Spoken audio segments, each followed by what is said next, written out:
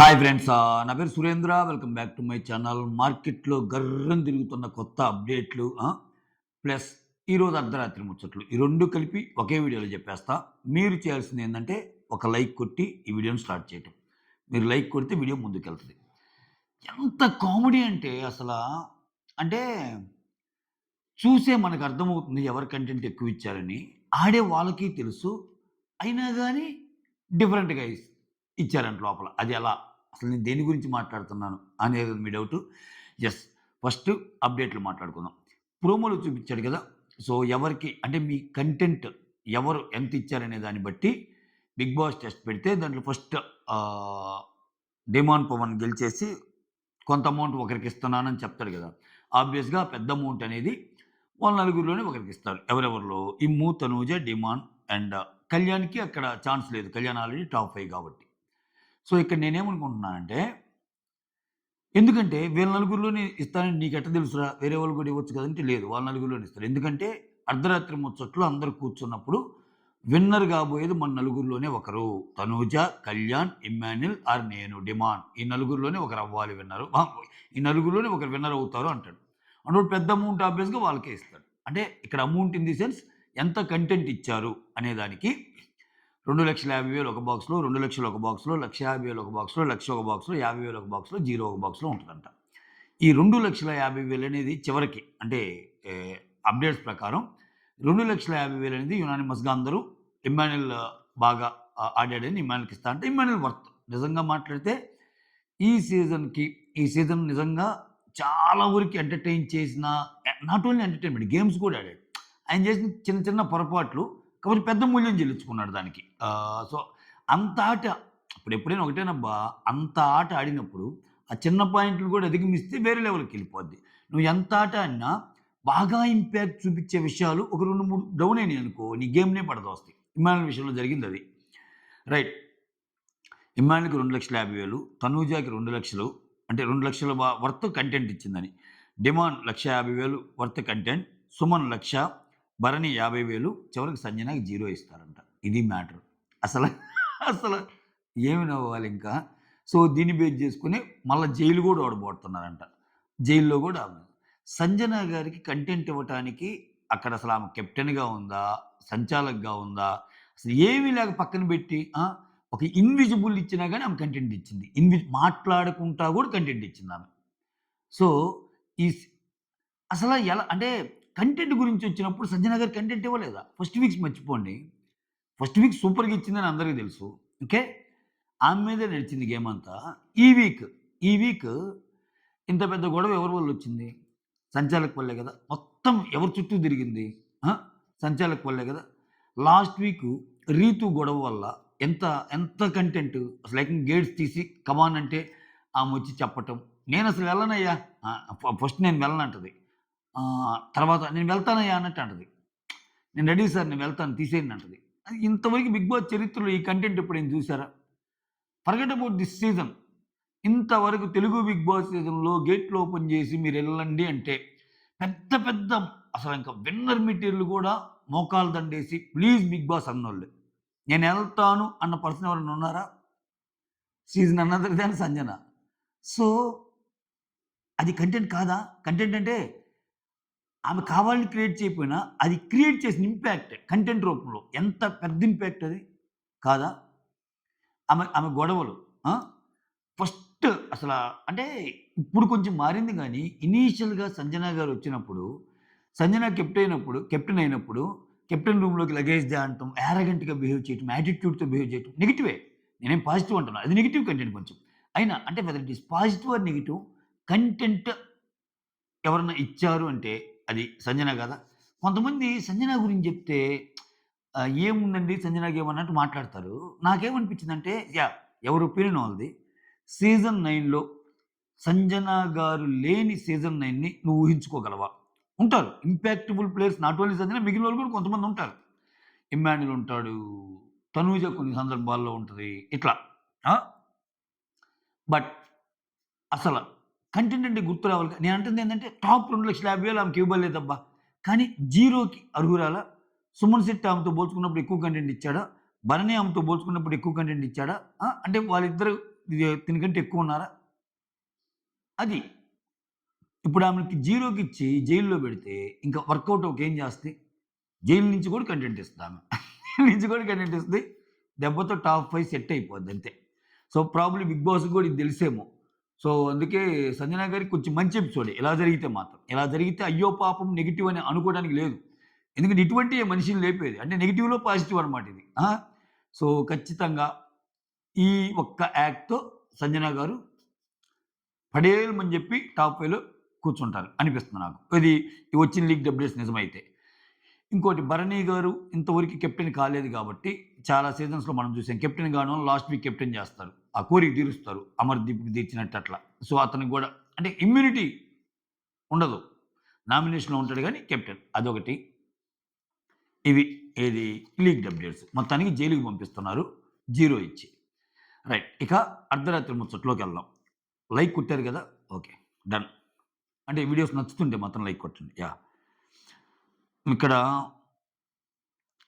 Midnight ముచ్చట్లు రీతు ఎళ్ళిపోయాక తనూజ అంటది. "నేను అస్సలు ఎక్స్‌పెక్ట్ చేయలేదురా రీతు ఎళ్తదని" అంటే ఇమ్మాన్యుల్ ఏమంటాడంటే, "ఈ 2, 3 వీక్స్ బాగా డల్ అయిందిరా తను." అంటే తనూజ.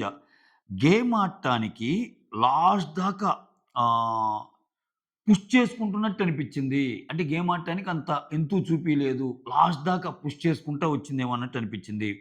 అన్నట్టంటే ఇమ్మానుయేల్ గూడా ఇదంటాడు. "అవునురా గేమ్ ఆడటానికి ముందుకు రాలేకపోయింది" అన్నట్టంటాడు.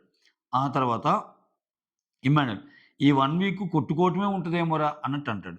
తర్వాత తనూజ ఏమంటదంటే ఇమ్మానుయేల్‌తో "ఒరేయ్! ఆ పిల్లతో మాట్లాడవద్దు" అంటే కళ్యాణ్‌కి చెప్పమంటది. తనూజ ఇమ్మానుయేల్‌తోటి కళ్యాణ్‌కి చెప్పమంటది. "ఒరేయ్! ఆ పిల్లతో మాట్లాడవద్దు. ఆ పిల్లకి స్పేస్ కావాలని చెప్పు. ఓకే. సో, అది గూడా సీరియస్‌గా జెప్పు. నువ్వు జోక్‌గా జెప్తే అది జోక్ అనుకుంటారు. సీరియస్ అంటే ఒక ప్రాంక్ లాగా కళ్యాణ్‌తో జెయమంటే, ఇమ్ము వాడు నన్ను కనిపెట్టేస్తాడే నేను అటు చెప్పలేనన్నట్టు అంటాడు. అని మళ్ళా చెప్తాడది. ఇమ్మానుయేల్ కళ్యాణ్‌కి చెప్తాడు. "అరే! ఆ పిల్లకి స్పేస్ కావాలంట కొన్ని రోజులు. సో, మాట్లాడటం మాత్రం మానేయమంది. ఇది సీరియస్‌గానే చెప్పిందిరా. నీకు సీరియస్‌గా చెప్పని చెప్పిందన్నట్టు" చెప్తాడు. తర్వాత